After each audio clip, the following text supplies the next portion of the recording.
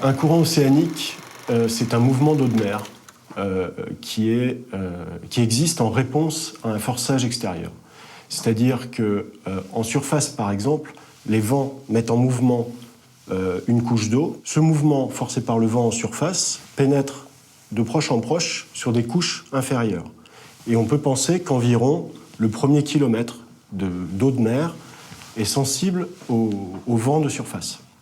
Donc ça, c'est le premier moteur de la circulation océanique et ça organise les courants de façon assez précise avec le Gulf Stream, avec les grands gyres, le courant antarctique circumpolaire, etc.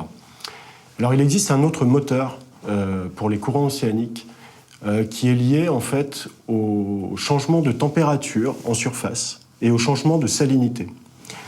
Les changements de température sont par exemple dus au chauffage important par le soleil des régions tropicales et au refroidissement important par les vents très froids, par l'absence de soleil au niveau des pôles. Donc là, vous avez une grosse différence de température nord-sud. Donc ça crée des différences de densité. Il faut savoir qu'une eau chaude, donc au niveau des tropiques par exemple, elle s'étend, elle occupe un volume plus grand, donc elle est plus légère en fait. Et une eau qui est refroidie, comme près des pôles par exemple, elle se contracte et elle devient plus dense. Donc elle est capable de plonger vers les profondeurs.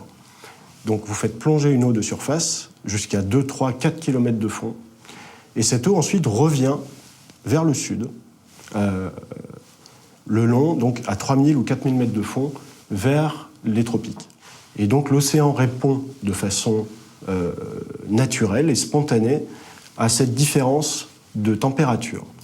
S'il n'était pas en mouvement, il y aurait un accroissement indéfini de la température dans les tropiques et un refroidissement perpétuel jusqu'à une congélation de l'océan aux hautes latitudes.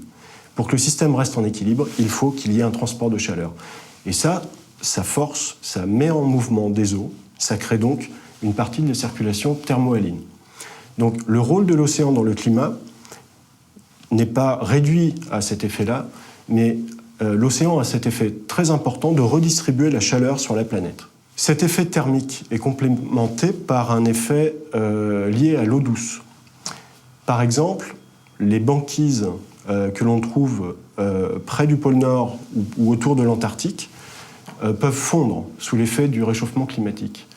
C'est comme un glaçon qui fondrait, ça libère une eau douce qui va se répartir en surface de l'océan. Car en fait, cette eau douce est plus légère que l'eau salée de l'océan environnant. Et si vous avez une couche fine d'eau douce qui arrive à ce moment-là, ça a tendance à bloquer la plongée des eaux dont je parlais tout à l'heure. Donc ce grand tapis roulant est susceptible d'être ralenti par une fonte, notamment de la glace en Arctique. Et c'est l'une des craintes que l'on a en réponse au réchauffement climatique. Une fonte de la banquise pourrait tapisser la surface des océans au niveau de l'Arctique, par exemple, et limiter la plongée de cette eau qui alimente la grande boucle de circulation dont je parlais tout à l'heure.